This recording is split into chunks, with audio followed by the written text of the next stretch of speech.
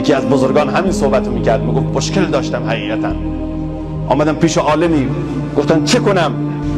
گفت برو دیدن مادرت، چیزی که مادرت لازم داره براش بگیر، دعای مادر رو بگیر. ما وقتی مشکل بیشتر میشه از مادرمو بیشتر فرار میکنیم، میگیم مبادا اونم یک گرفتاری، یه خواسته داشته باشه، حالا چیکارش بکن؟ هر زمان به مشکلی برخوردی برو پیش مادرت.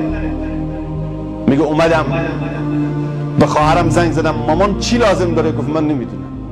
به داداشم زنگ زدم، مامان چی لازم داره؟ گفت نمیدونم.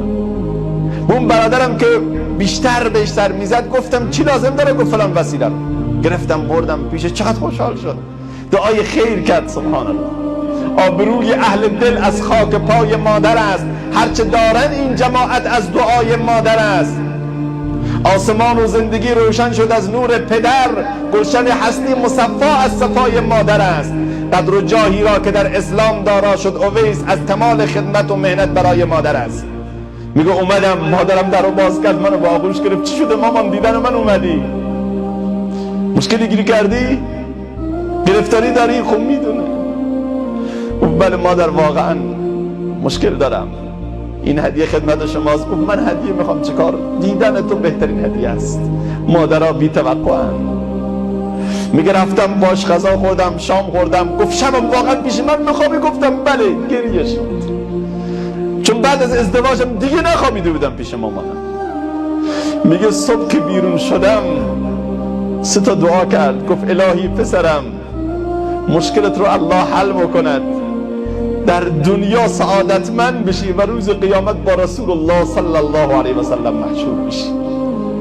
میگه قسم به خدا 2 روز طول نکشید مشکلم الله حل کرد. اصلا دعا شد بال پرواز به سمت الله. دیگه راحت میتونستم نماز بخونم، راحت میتونستم ذکر بگم. من نمیدونم چه شدیم ما اینقدر سنگده. همه رو میبینیم، دوست رو میبینیم، رفیق رو میبینیم، همکار رو میبینیم، طرف معامله رو میبینیم، همه رو میبینیم، مادران رو نمیبینیم. سالها، ماها. قول بدید سال 99 رو سال صله رحم و ارتباط عمیق با والدین.